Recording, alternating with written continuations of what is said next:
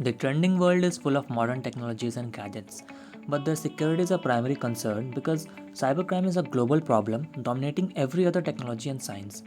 Cybercrime usually poses threats to organizations, individuals, and other institutions without providing any physical existence to the target system or organization.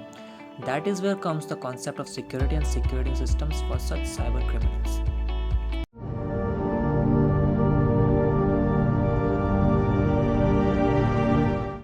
What is cybersecurity? Cybersecurity is all about reducing threats when people are in the process of dealing with technology. It encompasses the full range of protection against any online risk of vulnerability, which comprises information security assurance and cyber law enforcement.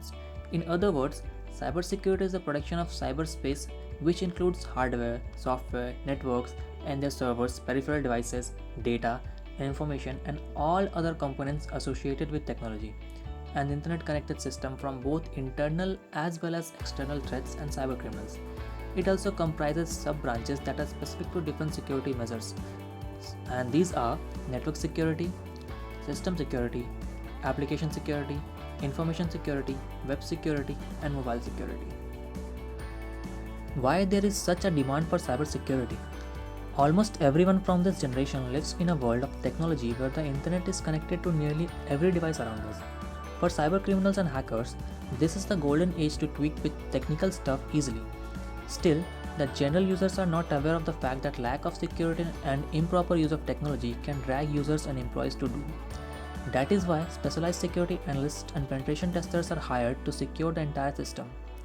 This subject has gradually evolved to be a new domain of learning and securing different technologies such as programming, web, network, servers, applications, cloud, and many more areas.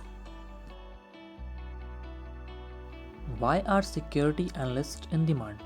Cyber attacks have become a global concern as every nation is aware that cyber attacks can be stopped by the security analysts who will act as cyber armies and are trained enough to know every technical aspect of hacking and security.